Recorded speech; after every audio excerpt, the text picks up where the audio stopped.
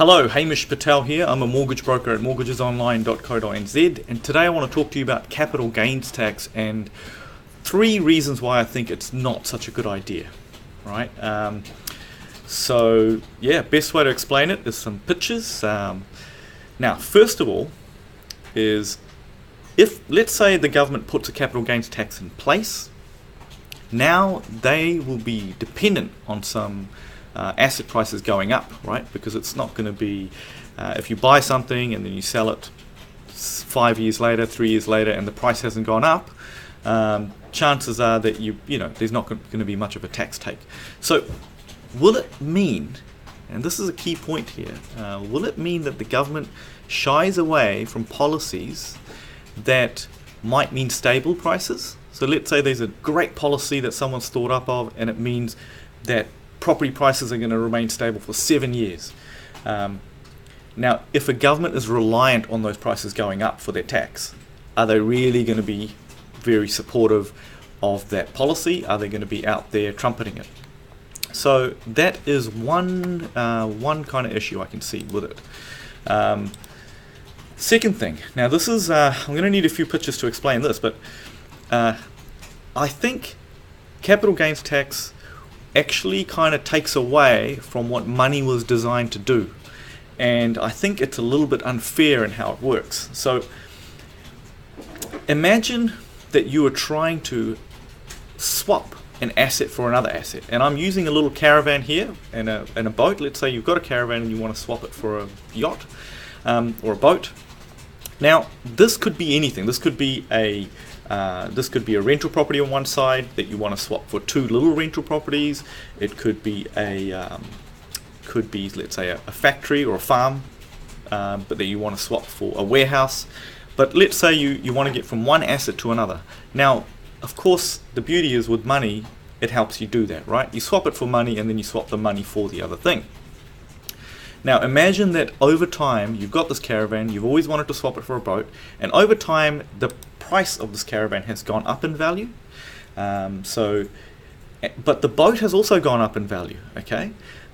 So you want to swap it. Now if you had a capital gains tax, what would happen is you would go from the caravan.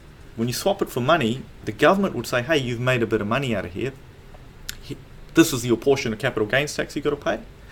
Now, of course, even though the value has gone up of your caravan, the value has also gone up of this boat.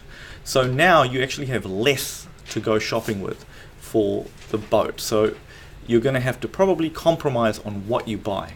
So it's really going to take away from what money is really great at doing, which is getting you from point A to point B when it comes to assets, right? So that's my second point. And the third and final point is basically around how reliable is a capital gains tax. If we live in a country which has a capital gains tax, and we've been told over and over again that a capital gains tax will mean that they can lower other taxes, say income taxes. But can they really?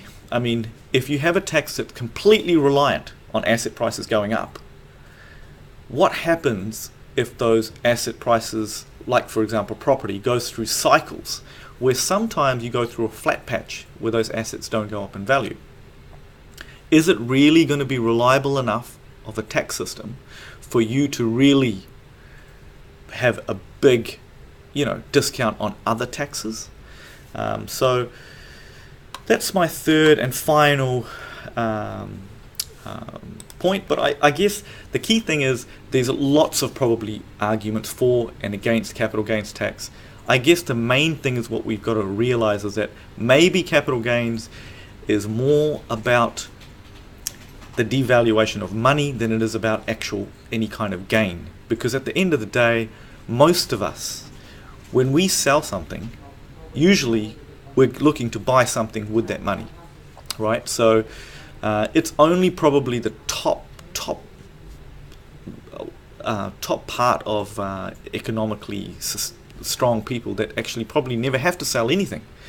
So we're going to be left with this burden of capital gains tax, and really what it's going to do is going to take away from really being able to do with money what money was designed to do. So look, you can always contact me if you have some ideas that you want to share. My details are usually on mortgagesonline.co.nz. But apart from that, I'd like to thank you for listening.